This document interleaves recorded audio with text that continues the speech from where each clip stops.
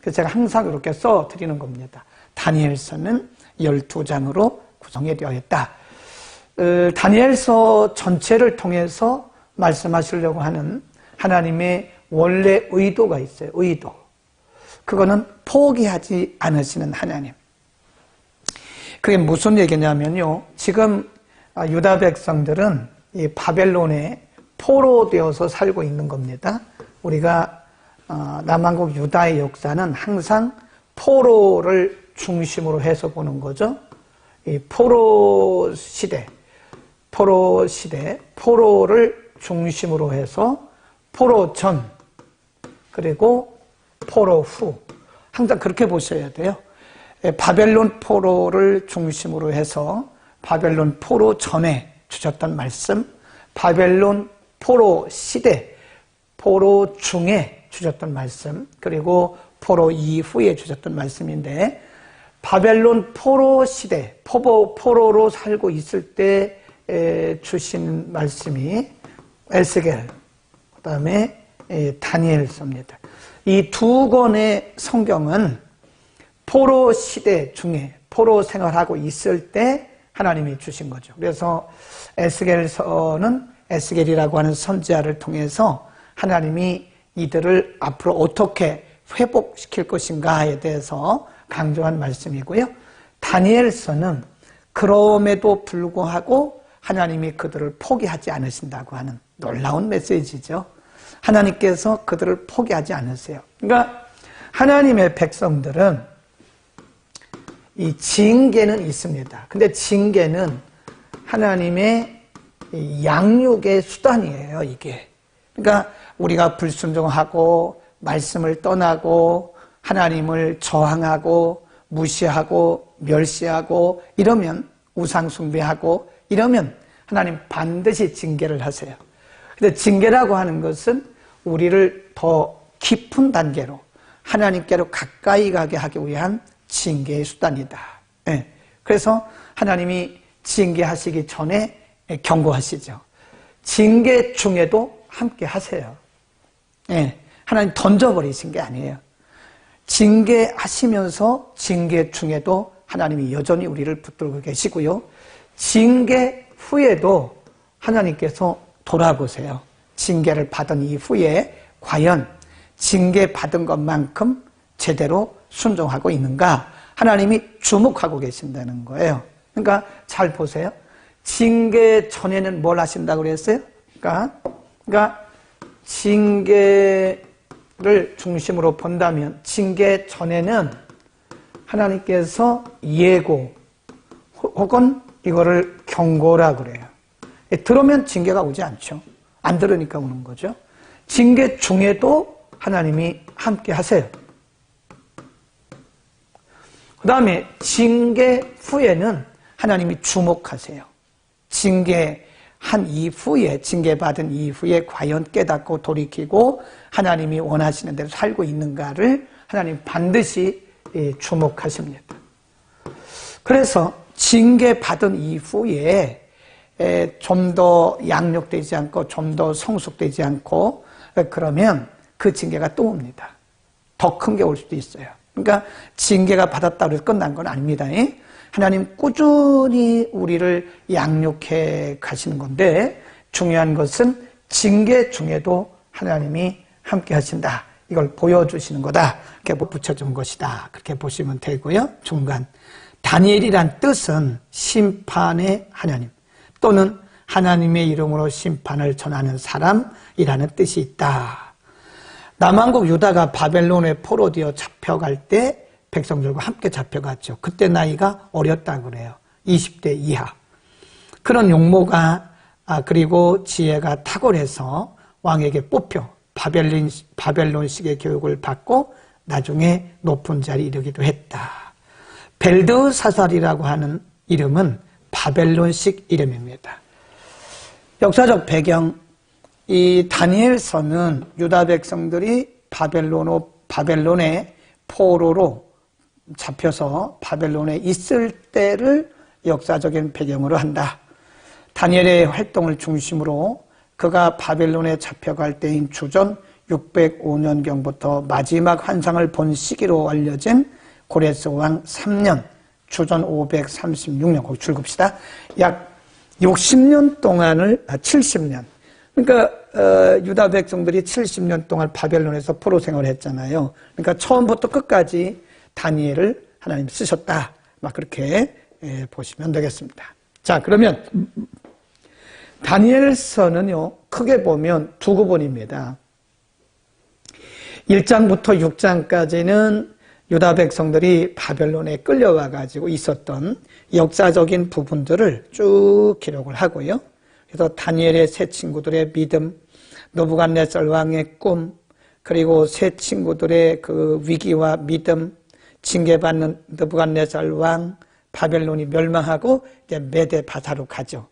그리고 타자굴에서 다니엘이 어떻게 믿음으로 이겼는가. 그리고 나서 이제 두 번째 부분은 7장부터 12장인데요. 여기가 좀 어렵습니다. 7장부터 12장을 우리가 구약의 계시록이라 그래요. 계시록. 말 그대로 하나님께서 다니엘에게 보여주신 환상과 계시입니다. 계시. 그래서 7장부터 12장은 우리가 구체적으로는 하지는 않고요. 중요한 부분만 보고 역사적인 사건을 기록한 말씀이긴 하지만 단순한 역사가 아닙니다. 단순한 역사가 아닙니다. 우리가 전에도 한번 말씀드렸는데 이 역사, 한자로는 이렇게 약자를 이렇게 씁니다. 역사. 이거를 우리가 이제 보통 히스토리 그래요. 히스토리란 말은 히스. 이렇게 대문자로 쓰면 하나님을 의미합니다. 히스. 스토리. 그분의 이야기예요. 하나님께서 지금 바벨론에 잡혀서 바벨론에서 포로 생활을 하고 있는 백성들을 하나님이 어떻게 통치하시고 어떻게 다스리시고 어떻게 그를 통해서 일하고 계시는 그 이야기예요. 하나님의 이야기입니다. 다니엘의 이야기가 아닙니다. 우리가 다니엘에게 초점을 맞추면 안 돼요. 다니엘의 세 친구 사드락, 메삭, 아벳느고에게 초점을 맞추면 안 됩니다. 하나님께 초점을 맞춰야 돼요. 하나님의 이야기예요. 하나님이 다니엘을 통해서 어떻게 일하셨는가를 기록한 말씀인데, 그래서 다시 말씀드리면 1장에서 6장까지 기록된 것은 하나의 역사지만 이 역사는 사실은 그런 역사가 아니고 하나님의 이야기다. 하나님께서 어떻게 비록 그들이 바벨론에 끌려와 있지만 어떻게 그들 가운데 역사하시고 하는가를 분명하게 말씀하고 있는 것이다. 이렇게 보시면 되겠습니다. 자, 다시 1장으로 갑니다. 1장 2절 보세요. 주께서, 줄 거놓으세요. 이게 항상 주어를 잘 보셔야 돼요. 주께서 유다왕 여호야김과 하나님의 전 기구 얼마를 그들의 손에 붙이신 거예요. 그가 그것을 가지고 신할 땅 자기 신의 묘에 이르러 그 신에 보고 우상을 섬기는, 그러니까 지금 바벨론 우상을 섬기는 그 신전에 두었더라. 3절 왕이, 느부갓네살 왕이죠. 왕이 환관장 아스보나스에게 명하여 이스라엘 자손 중에서 왕족과 귀족의 몇 사람과 줄 보세요. 그러니까 다니엘은 이 분명히 그 유다 백성들 사이에서는요 상당히 로열층에 있던 거의 탑 클래스에 있던 사람이라는 거죠. 흠이 없고 아름다우며 모든 재주를 통달하며 지식이 구비하며 학문에 익숙하여 왕궁에 모실 만한 소년을 데려오게 하고 그들에게 갈대 사람의 학문, 방언을 가르쳐라. 방언이란 말은 그 나라의 바벨론의 언어를 가르쳐라 그 말이에요. 또 5절입니다. 왕이 지정하여 자기의 진미와 자기의 마시는 포도주에서 그들의 날마다 쓸 것을 주어 3년을 기르게 하여 이는 그 후에 그들로 왕의 앞에 모셔서게 하려 함이라. 그들 중에 유다 자손 곧 다니엘과 하나냐와 미사엘과 아사랴가 있었더니 7절 환관장이 그들의 이름을 고쳐 다니엘은 벨드사살, 이게 다 바벨론식 이름입니다. 하나냐는 사드락, 미사엘은 메삭, 아사랴는 아벳느고라 하였더라. 그래서 다니엘과 세 친구가 뽑힌 것은 고마운데 3년 동안 이들에게 신앙적인 거 다 뽑아내기 위한 거예요. 그러니까 이름도 바꿨죠. 이들의 음식도 바꾸는 거죠. 문화도 바꾸는 거죠. 옛날에 일본이 우리나라를 침략했어요. 그리고 이름 다 바꿔서 옛날 어른들 보면 일본식 이름이 다 있어요. 그런 식이란 말이죠. 그러니까 완전히 유다 백성들을 그 신앙적인 부분으로부터 완전히 뽑아내서 바벨론화하기 위한 이게 우맹 정책이라 그래요. 유다 백성들의 신앙을 다 없애고 바벨론식으로 바벨론의 신을 섬기는 우상 숭배하는 사람으로 만들기 위해서 그러니까 보통 사람 뽑은 게 아니라니까요.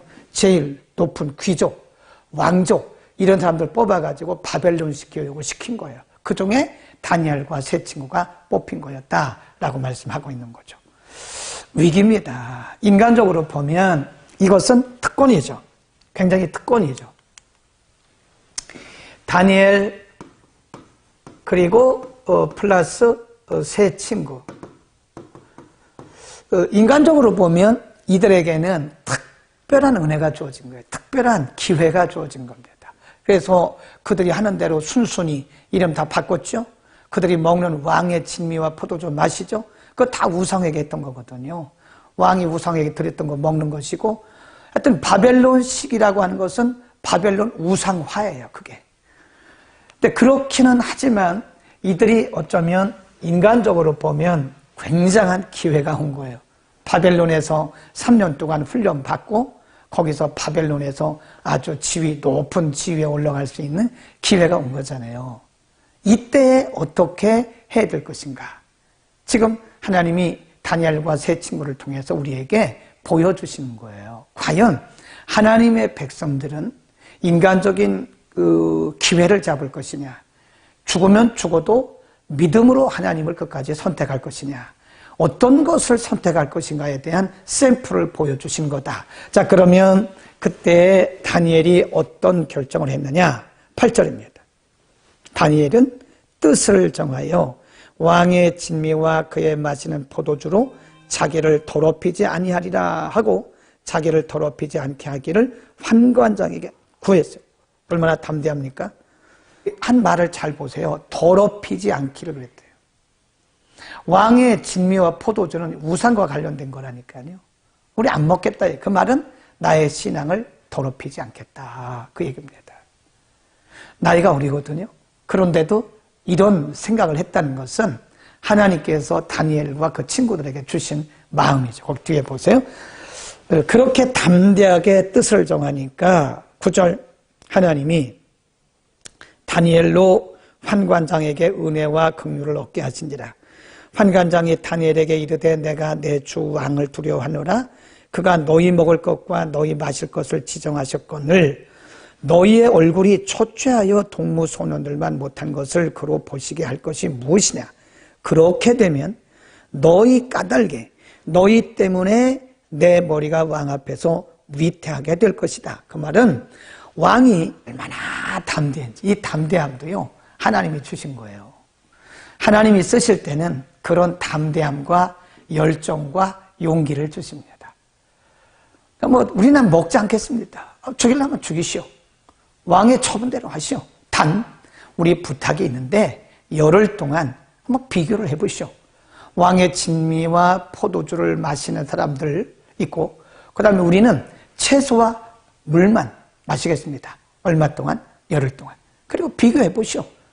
와, 이런 용기가 어디서 생깁니까? 하나님 주신 용기죠. 비교해 보시오.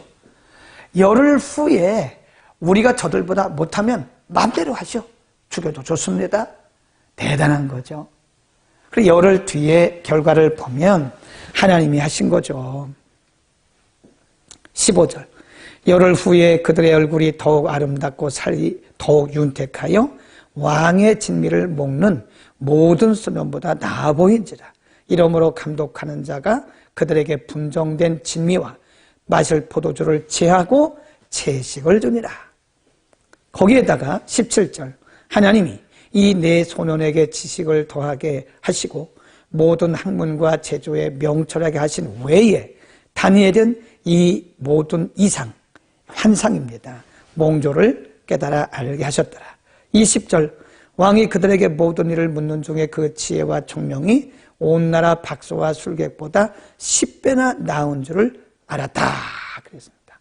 그러니까 여기서 우리가 알아야 할 부분이 뭐냐면 하나님이 물론 하나님이 주신 거죠. 하나님이 믿음 그리고 용기, 이 담력을 하나님께서 그들에게 넣어주신 거예요. 하나님 일하시려고. 네. 그리고 그들이 그렇게 결단을 하잖아요. 결단. 우리는 안 먹겠습니다. 안 먹겠습니다. 우리 시험해 보시오, 이럴 동안. 그리고 마음대로 하시오. 결과에 따라서 처분하시오. 이 결단이 매우 중요한 거잖아요. 다니엘의 결단을 하나님께서 보신 겁니다. 그리고 하나님께서 은혜를 주셔서 결국은 다니엘과 그 친구들에게 승리를 하게 하신 건데 이 결단이 매우 중요하더라고요. 신앙 생활에 있어서는요. 이 결단이 매우 중요합니다. 이 결단이 없으면 말씀의 열매가 없어요. 우리가 아무리 오랫동안 기도해도요. 기도한 내용과 내 삶이 결단과 어우러져야 돼요. 우리가 성경을 많이 읽고 많이 공부해도요. 우리가 결단하지 않으면 열매가 없습니다. 이 결단이 굉장히 중요한 거예요. 이 결단은 목숨 걸고 하는 겁니다. 결단은 목숨 걸고 하는 거예요.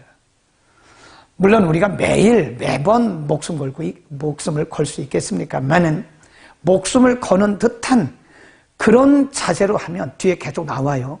다니엘의 세 친구, 사드락, 메삭, 아벳느고 또 다니엘 또 나와요. 근데 그때마다 이들의 결단이 있더라고요. 하나님은 우리의 결단을 굉장히 중요하게 보십니다. 이 결단이 결론과 똑같은 거예요. 그러니까 어떤 분들은 믿음도 좋은 것 같은데 열매가 없어요. 성경도 많이 읽는 것 같은데 별로 열매가 없어요. 기도는 많이 하는 것 같은데 열매가 없어요. 뭐가 결여된 거예요? 결단. 그래서 우리의 신앙생활에 있어서 이 클라이맥스가 뭐냐면 클라이막스가 결단입니다. 결단이 우리의 신앙의 클라이막스예요. 그래서 우리가 모든 교회가 다 그런 건 아니고 또 매번 그렇게 할 수는 없어요. 그런데 이 여의도 순복음교회 같은 데 보면요. 결신의 시간이 있습니다. 결신의 시간. 목사님이 말씀을 다 전해놓고요. 다 일어나요. 조윤기 목사님 때 그랬어요. 지금도 하시는지 모르겠는데 다 일어납니다. 그리고 하나님 오늘 우리에게 말씀을 주셨는데 이 말씀 앞에 우리 오늘 결심합시다. 결단합시다. 네. 그리고 기도하고 앉아요. 하나님 오늘 말씀 들었는데 말씀에 비추어 보니까 나는 이러했습니다. 제가 어제 저녁에 뭔 말씀을 드렸죠? 잠언 25장 4절에 보면 은에서 찢기를 제하라. 그래야면 은장색이 쓸만한 그릇이 나온다 그랬어요. 찢기, 불순물입니다. 우리가 제거할 불순물이 굉장히 많죠. 우리의 믿음, 그 다음에 우리의 생활, 우리의 성품, 우리의 믿음 생활에 불순물을 제거하는 결단이 없이는 믿음이 성숙 안 합니다. 10년 가도 20년 가도 믿음이 자라지를 않아요. 그러니까 믿음이 자라지 않는 사람들을 보면요. 그들 속에 불순물이 있어요. 제거하지 못했어요. 다르게 말하면 뭐래요? 결단을 하지 않은 겁니다. 말씀을 들을 때 은혜를 받는 것 같은데 결단을 하지 않아요. 그러면 열매가 없습니다. 우리의 생활 중에도 우리가 제거할 불순물이 많아요. 게으름, 나태함, 많죠? 그 불순물이죠. 크리스찬이 게을러 가지고는 믿음의 열매가 없습니다. 부지런해야 돼요. 사랑하는 마음, 배려하는 마음, 섬기는 마음, 이런 거 다 우리의 삶을 통해서 이루어져야 되는데 이것이 없으면 계속 받으려고만 그래요. 계속 대우받으려고 그러고 사랑을 받으려고만 그러고 베풀 줄 몰라요. 그러면 그게 불순물이죠. 그거를 제거하면 분명히 우리의 삶을 통해서 말씀의 열매가 열리기 시작하는 거예요. 우리의 성품 가운데도 참 많습니다. 우리가 사람이 먼저 된다고 했잖아요. 제가 어제 그래서 이 성품 얘기하면서 인성이라는 얘기를 했습니다. 인성. 그래서 이 사람의 성품, 이거를 우리가 영어로 말하면 이 personality라고 해요. personality. person이란 말이 personal, SO가 빠졌네. person, 인격이란 뜻이잖아요. 그래서 personality, 그러면 인격성, 인성. 그래서 요즘에 인성교육을 많이 해요. 이 교회에서도 인성교육 해야 된다니까요. 인성이 제대로 되지 않으면 믿음 안 자랍니다. 10년 가도 믿음 안 자라요. 사람이 안 됐는데 믿음이 자라겠습니까? 물론 말씀과 성령을 통해서 우리에게 거듭남을 주시죠. 그런데 거듭남의 과정에서도 우리의 결단이 없으면 안 돼요. 우리의 결단이 있어야 돼요. 아멘. 인간의 한계입니다. 한계. 거기 나오는 바벨론의 술사들, 점장이들, 박사들 다 나왔어요. 바벨론이 제국이거든요. 제국. 바벨론이 거대한 나라입니다. 왕이 명령을 내려가지고요, 바벨론에 있는 모든 사람들, 실력자들 다 불렀어요. 오늘날로 말하면 용한 점쟁이, 술사, 다 불렀어요. 학문자, 학문 있는 학자 다 불렀어요. 뭐라 그래? 두 번 뭐라 그래요? 우리 모릅니다. 우리가 어떻게 왕의 꿈을 압니까? 말씀해 주시면 우리가 해석하겠습니다. 왕도 지금 기억을 못하는 거예요. 꿈을 꾸기는 꿨는데 무슨 꿈인지 기억이 안 나요. 하나님이 하신 거예요. 그러니까 이 술사들이 말하기를 왕이 우리에게 말씀해 주시면 우리가 해석을 하겠습니다. 그러니까 왕이 화가 난 거죠. 이놈들 봐라. 그럴 것 같으면 내가 너희를 왜 불렀냐.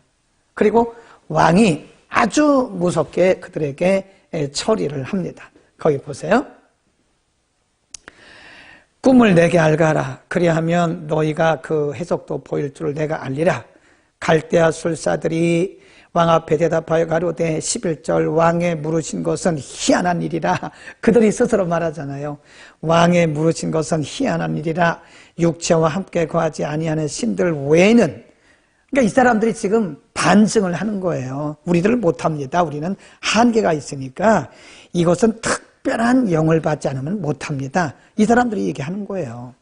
육체와 함께 거하지 아니하는 신들 외에는 왕 앞에 그것을 보일 자가 없나이다 한지라. 왕이 이로 인하여 진노하고 통분해서 바벨론 모든 박사를 다 멸하라 명하니라.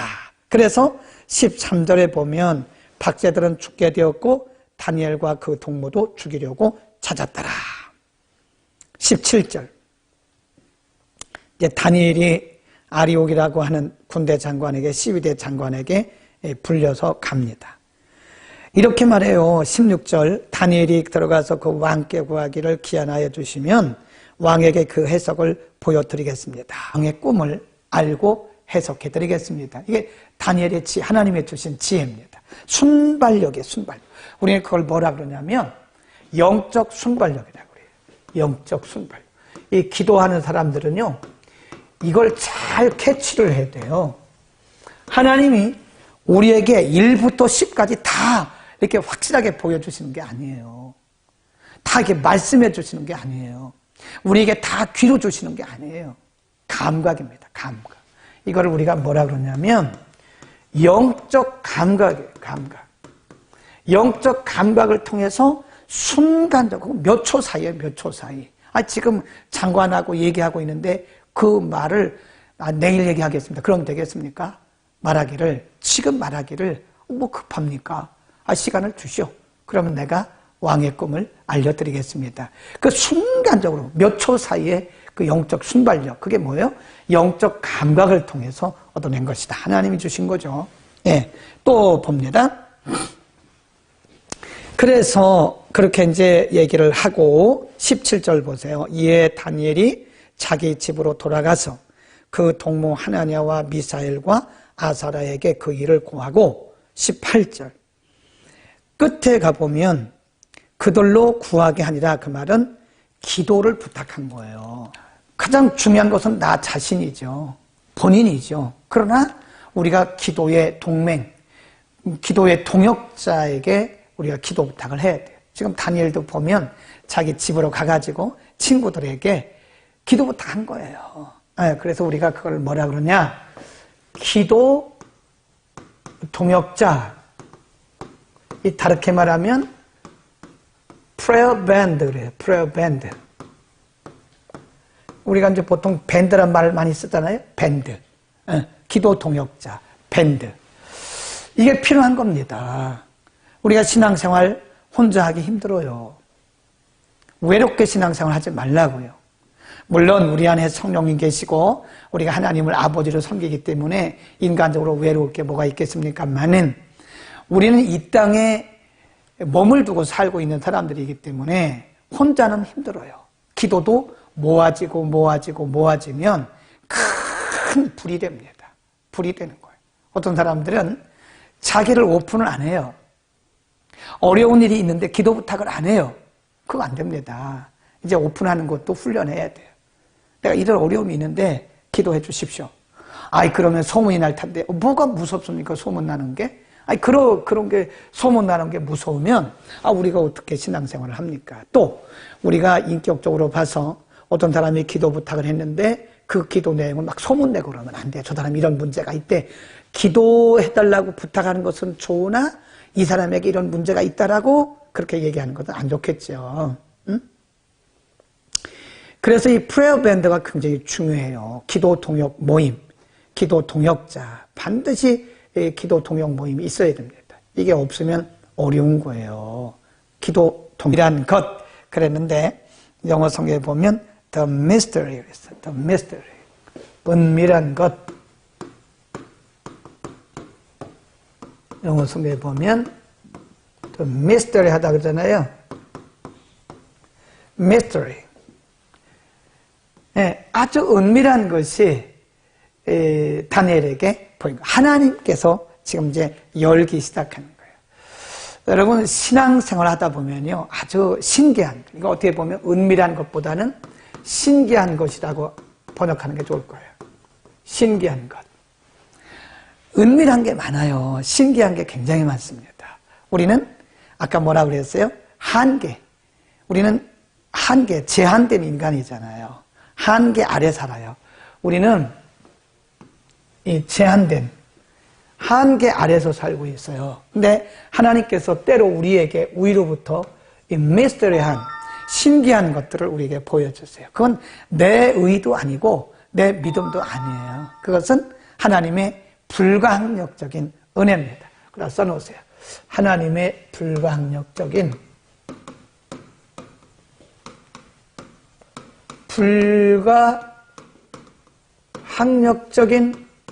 은혜, 하나님의 불가항력적인 역사. 그것이 기도중에 나타났다니까요. 기도는 우리가 하고 우리는 기도하고 불가항력적으로 신기하고 은밀한 것, 하나님이 그 미스터리한 것을 보여주시는 분은 하나님이세요. 그러니까 막 내 노력으로 얻는 게 아닙니다. 그거는 결단하고 기도하면 하나님이 그 때에 따라서 우리에게 이 신비로운 것들을 보여주시는, 지금도 이 신비로운 미스터리는 믿음 안에 많이 나타나고 있습니다. In a vision. 이 하나님의 신기한 은밀한 것들을 많이 깨닫는 겁니다. 어떤 분들은 때로 저에게 이렇게 오해하는 분도 계세요. 목사님 왜 그렇게 계획 없이 일하세요? 그런데 계획하는 게 아니에요. 어느 날 갑자기 기도 중에 하나님 그냥 이런 걸 알려주시는 거예요. 깨닫게 하시는 거예요. 그 마음을 주시는 거예요.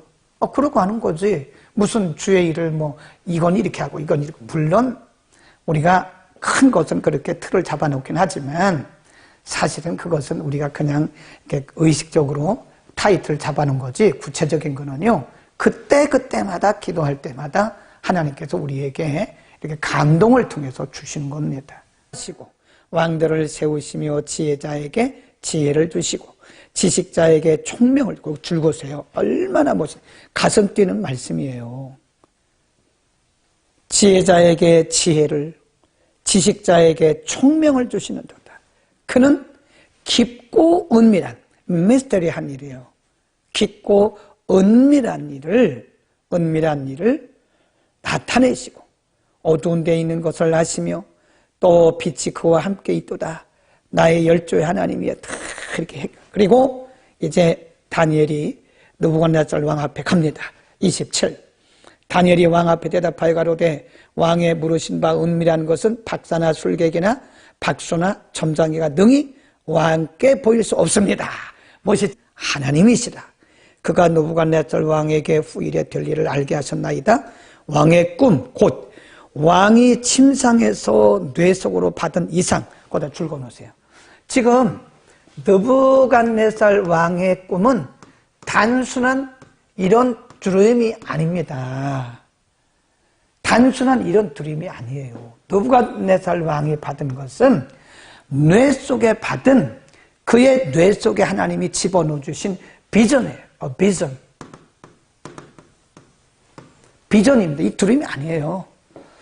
분명히 다니엘이 언급을 하고 있습니다. 그것은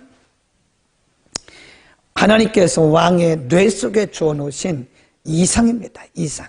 그것은 비전입니다. 그랬어요.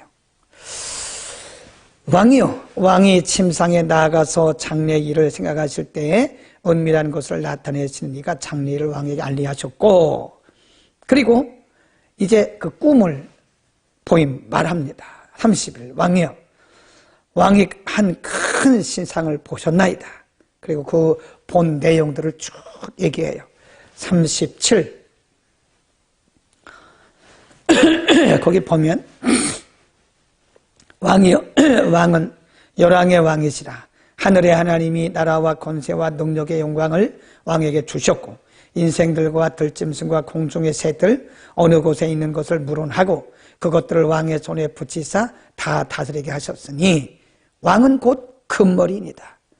왕의 후에 왕만 못한 다른 나라가 일어날 것이요 셋째로 또 똑같은 나라가 일어나서 온 세계를 다스릴 것이며 넷째 나라는 강하기가 철 같은 나라요. 근데 왕이 꿈을 꿨는데요. 그 이제 머리부터 이렇게, 그러니까 그림을 못 그리는데 머리부터 이렇게 있는 거예요. 쭉 다리까지, 발가락까지. 그것은 지금 이제 느부갓네살 왕이 여기고요. 그 다음에 느부갓네살 왕이 왕에서 폐위가 되고, 그 다음에 바벨론이 망하고, 메데, 바사, 그 다음에 헬라, 로마, 이 로마에 이르기까지 앞으로 되어질 일을 지금 이 꿈을 통해서, 환상을 통해서 보여줬는데, 하나님 보여주셨는데 알 턱이 있습니까? 이 세상에 누가 이것을 알아요? 그러니까 하나님이 비전 가운데, 이상 가운데, 환상 가운데 다니엘에게 쫙 알려주셨어요. 왕의 꿈은 이겁니다. 왕이 꿈에 큰 신상을 보았는데 머리는 정금이요, 그 다음에 허리는 이 부분은 철이요, 노시요, 이러면서 이것은 앞으로 되어질 일을, 당신의 나라가 망하고 그 다음에 메데바사, 헬라, 로마 이런 식으로 해서 나라가 쭉 이어질 것을 미리 보여준 것입니다 라고 얘기를 한 거예요. 해석을 했습니다. 그러니까 왕이 깜짝 놀라는 거예요. 46. 자, 46 가기 전에 45절 보세요. 왕이 사람의 손으로 아니하고 산에 뜨인 돌과 철과 놋과 진흙과 은과 금을 부서뜨린 것을 보셨 것은 크신 하나님이 장래일을 왕께 알게 하신 것이라. 장래일 꼭 기억하세요. 이 꿈이 참되고 이 해석이 확실합니다. 46. 이에 느부갓네살 왕이 엎드려 다니엘에게 절하고, 이게 있을 만한 일입니까? 왕인데, 제국의 왕인데, 아니 제국의 왕인데 어떻게 20살도 안 된 다니엘에게 엎드려 절하냐고요. 그 다음 또 보세요. 엎드려 절하고 명하여 예물과 향품을 그에게 드리게 하니라. 왕이 대답하여 다니엘에게 이르되 너희 하나님은 참으로 모든 신의 신이시오 모든 왕의 주제이시로다. 내가 능히 이 은밀한 것을 나타내었으니 내 하나님은 또 은밀한 것을 나타내시는 자시로다. 왕이 이에 다니엘을 높여 귀한 선물을 많이 주며 세워 바벨론 온 도를 다스리게 하며 또 바벨론 모든 박사의 어른을 삼았으며, 왕이 또 다니엘의 청구대로 사드락과 메삭과 아벳느고를 세워 바벨론의 도를 다스리게 하였고 다니엘은 왕궁에 있었더라. 말하자면 요셉이 애굽 왕의 꿈을 해석하고 애굽의 총리가 되잖아요. 다니엘이 똑같은 거예요. 그 과정을 발박하는 거예요. 이렇게.